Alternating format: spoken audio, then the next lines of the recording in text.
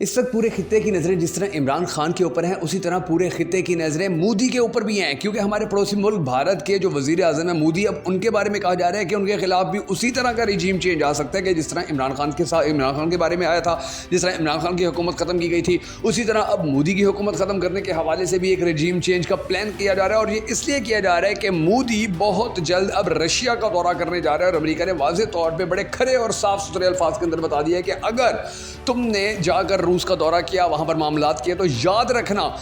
रखना कि जिस तरह से हमने इमरान खान का हशर किया था, बिल्कुल वही हशर तुम्हारा हो सकता है। और फिर हम इसको पूरे यूरोप और अमेरिका के खिलाफ तुम्हारा ऐलान जंग समझेंगे कि तुमने रशिया का दौरा करके हमारे साथ ऐलान जंग कर दिया। हालांकि मोदी पहले भी बहुत सारे ममालिक के दौरे करता रहा है, मगर इस दौरे को इतनी ज़्यादा अहमियत इसलिए दी जा रही है क्योंकि मोदी के बारे में ये खबर सामने है कि वो वहाँ पर जा रहा है, वहाँ पर वो बहुत बड़े बड़े जो असले की डीलें हैं वो कर रहे हैं, बहुत बड़े बड़े जो बिजनेस हैं, बहुत बड़ी बड़ी जो इन्वेस्टमेंट्स हैं, उनके हवाले से बात कर रहे हैं और उनके हवाले से जो काम है वो करेगा। तो जो मामला है इस वक्त मोदी और अमेरिका के, वो बड़े ज़्यादा यानी कि खतरनाक हो चुके हैं, बड़े ज़्यादा ख़राब हो चुके हैं और पूरा जो खित्ता है वो देख रहा है कि मोदी क्या करता है। और वैसे भी नाज़रीन गिरामी, अब आलमी हालात जो हैं उनको देखकर आपको वाज़ेह तौर पर ये तो अंदाज़ा हो गया होगा कि अब बाकायदा तौर पर सफ़बंदी हो रही है। अब दो ग्रुप्स बन रहे हैं, दो ब्लॉक्स बन रहे हैं और उन ब्लॉक्स का एक मास्टरमाइंड, एक गुरु घंटाल जो है वो अमेरिका और दूसरा जो है वो रशिया और चाइना है। और इन दो ब्लॉक्स के बड़ी कोशिश है कि किसी न किसी तरीके से जो दूसरे ममालिक हैं उनको अपने साथ एडजस्ट कर लिया जाए, उनको अपने साथ खड़ा कर लिया जाए। और हर मुल्क को अपने साथ खड़ा करने के लिए उसको लालच भी दिया जा रहा है, उसको डराया भी जा रहा है, उसको धमकाया भी जा रहा है। अब जो मोदी है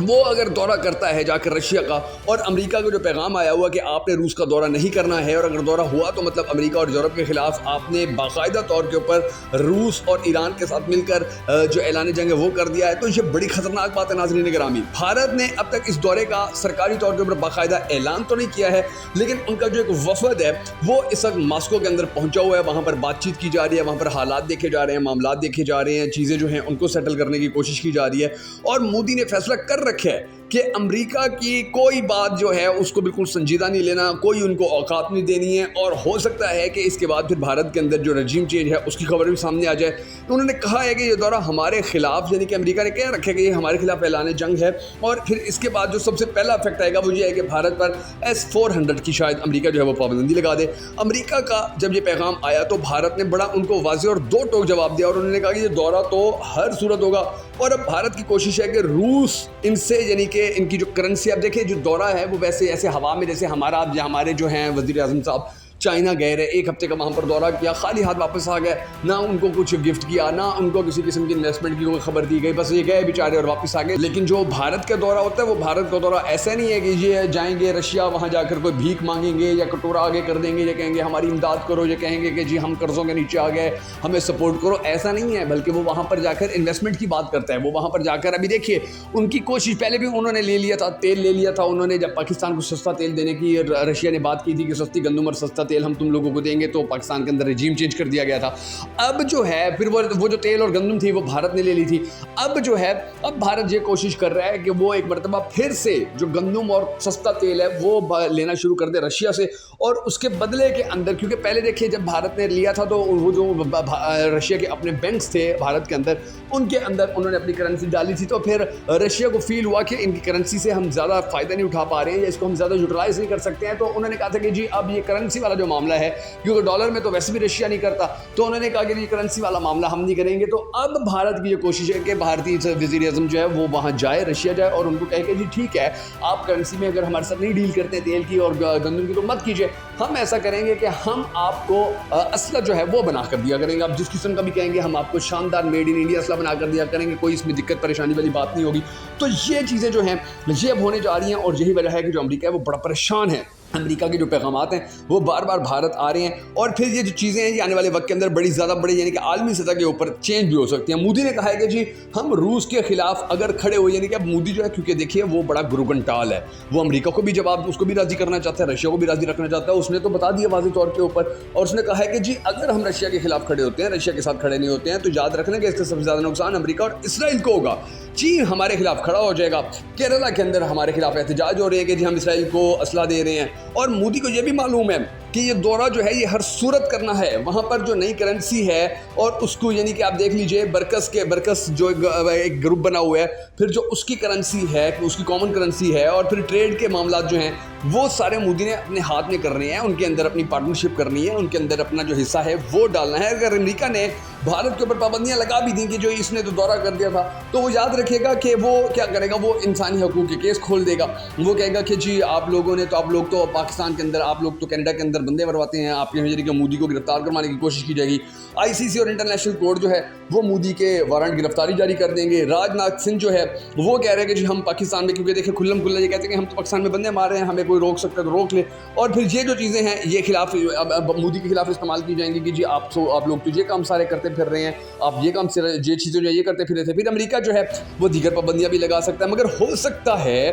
कि अवाम जो यानी कि जो मोदी है नाज़रीन गिरामी, वो अपनी अवाम को अपने साथ खड़ा करने में कामयाब हो जाए और अमेरिका को सफ़ेद जवाब दे। देखिए इस वक्त भारतीय फ़ौज जो है वो किसी भी किस्म का रजीम चेंज करने की ताकत नहीं रखती है। उनकी जो फ़ौज है वो अपने हदूद के अंदर ही रहती है, वो किसी किस्म के ऐसे कामों में नहीं पड़ते हैं। अमेरिका जो है वो भारत पे पाबंदियाँ लगा देगा, लोगों को सड़कों पर ले आएगा किसी न किसी तरीके से, जैसे पहले बहुत सारे ममालिक में ले आया। नीतीश कुमार और नायडू यानी कि जो मोदी के सबसे ज़्यादा करीबी और मजबूत इत्तेहादी, इनके बगैर मोदी की हुकूमत नहीं चल सकती, उनको मोदी से दूर करके उसकी हुकूमत खत्म करवा सकता है। अभी जिस सिमिलरली जिससे आप देख लीजिए कि बोलिविया में आर्मी चीफ जो था उसको गिरफ्तार करवा दिया अमेरिका ने, उसको डिसमिस करवा दिया है और वो बंदा अब सारी ज़िंदगी जेल में रहेगा और हो सकता है उसकी जान भी चली जाए। वेनेजुएला में इसने कोशिश की थी अमेरिका ने, ईरान में अभी तक कोशिश कर रहा है लेकिन वहाँ पर नाकाम है। यानी कि हर मुल्क के अंदर रजीम चेंज करना आसान नहीं है अमेरिका के लिए। फिर ये बात है कि जो जिन ममालिक को गुलामी में उसने लिया वो वहाँ पर तो 1 सेकंड के अंदर ये काम कर सकता है, वहाँ पर उसको ज़्यादा मेहनत भी नहीं करनी पड़ती है। फिर आप ये देख लीजिए नाज़रीन गिरामी कि इंडिया में भी अब ये वही हालात करेगा, यानी कि वहाँ पर भी एहतजाज वगैरह करवा सकते हैं। और भारत ने तो वाज़ेह तौर पर कहा हुआ है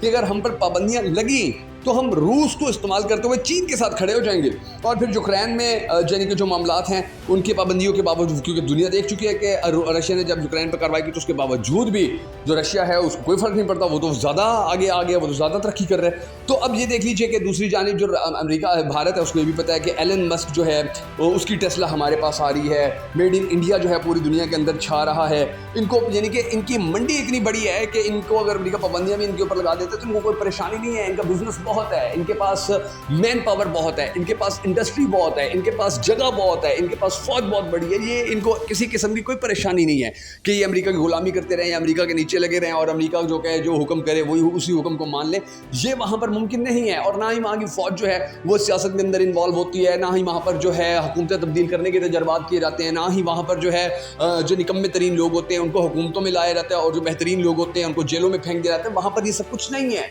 ये रैंडम केसेस होते हैं, रैंडम ममालिक के अंदर होते हैं जहाँ पर जो जमहूरियत है वो सिर्फ नाम की हो या जहाँ पर जो अवाम है वो बेहिस हो कि जी हमारे साथ जो भी जुल्म करना है करते रहो, बस हम आपके नीचे पड़े हुए हैं। तो ये जो चीज़ें हैं ये भारत के अंदर मुमकिन नहीं है, रैंडम केसेस के अंदर, रैंडम ममालिक के अंदर होता है। तो अब आने वाला जो वक्त है वो अब देख लीजिए कि वो मोदी हर तरफ से सेटल कर रहा है अपने आप को, हर तरफ से सेटिंग कर रहा है। उनकी जो तरक्की है, उनकी जो कामयाबी है, पूरी दुनिया उसको देख रही है, किस तरीके से वहाँ पर जो बड़े बड़े बिजनेसेस हैं, बड़े बड़े कारोबार हैं, बड़े बड़े इन्वेस्टर्स हैं वो वहाँ पर आ रहे हैं। हमारा हाल आपने देखा था कि सऊदी जो वली अहद था मोहम्मद बिन सलमान, पाकिस्तान के ऊपर से गुजर के जाना था, पाकिस्तान में तैयारियां की जाती रही कि जी मोहम्मद बिन सलमान हमारे गेस्ट बनेंगे, हमारे मेहमान बनेंगे, हमारे पास आएंगे, कोई 2 टके लेकर जाएंगे, कोई भीख, कोई हमें सदका मिल जाएगा। लेकिन वो नहीं आया था। इंडिया के अंदर वो जिस इजलास में शरीक था वो उस इजलास के ख़त्म होने के 1 दिन बाद तक वो वहाँ पर रहा था और उसको वहाँ पर बताया जाता रहा था कि जी ये देख लीजिए हमारे पास ये वाले पैकेजेस हैं, हम इस तरीके से आप जो है भारत के अंदर इन्वेस्टमेंट कर सकते हैं, आपको ये सहूलतें मिलेंगी,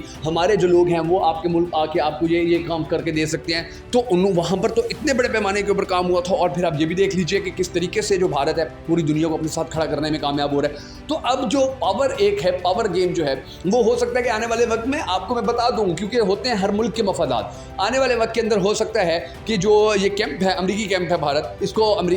भारत मुकम्मल तौर पर छोड़ दे, वो रशिया के साथ खड़ा हो जाए, रशिया के साथ साथ चाइना के साथ खड़ा हो जाए और फिर चाइना की कहने के ऊपर चाइना की वजह से पाकिस्तान के साथ भी मामला ठीक हो जाए। आप हैरान हो सकते, यकीन जानिए ये इतना बड़ा सरप्राइज हो सकता है कि आप सुबह उठें तो आपको पता चले जी भारत और पाकिस्तान की जो दोस्ती हो गई है, वीज़े खुल रहे हैं जी, सफ़र करो, आओ जाओ, एक दूसरे के साथ बिजनेस करो, एक दूसरे के मुल्क के अंदर सियाहत करो, यहाँ पर आओ वहाँ पर जाओ। फिर ये सारे जो मामलात हैं चाहे वो बदमनी हो, चाहे वो नफरतें हो, वो एक चुटकी के अंदर ये हुकूमतें ख़त्म कर सकती है, क्योंकि बनाते भी ये नफरत भी इन्होंने पैदा करनी होती है और उसको ख़त्म करना है। नफरत देखें, कभी भी ऐसा नहीं है कि जी एक इंडियन बच्चा पैदा हुआ है तो पैदा होते साथ उसको कहा गया कि जी आप पाकिस्तान के खिलाफ नारा लगाओ, या ऐसा कभी नहीं होता कि पाकिस्तान में कोई बच्चा पैदा हो रहा है तो जी पैदा होते ही उसको सबसे पहले कहा जाए जी इंडिया के खिलाफ नारा लगाओ। ये नफरत बेसिकली पैदा की जाती है, बिजनेस है ये, और ये बिजनेस जो है ये अब चूंकि नुकसानदेह इंडिया के लिए साबित हो रहा है कि जी अगर ये नफरतें इसी तरह बढ़ती रहेंगी, पाकिस्तान के साथ ताल्लुकात बेहतर नहीं रहेंगे तो डेफिनेटली उनके फिर चाइना के साथ ताल्लुकात बेहतर नहीं रहेंगे, चाइना के साथ ताल्लुकात बेहतर नहीं रहेंगे तो डेफिनेटली उनके फिर रशिया के साथ भी ज़्यादा अच्छे ताल्लुकात नहीं हो सकते। तो वो तो अपनी मुईशत देखते हैं, वो तो अपने मफादात देखते हैं, तो वो उनको तो एक सेकंड लगेगा कि ठीक है पाकिस्तान के साथ मामला ठीक करो,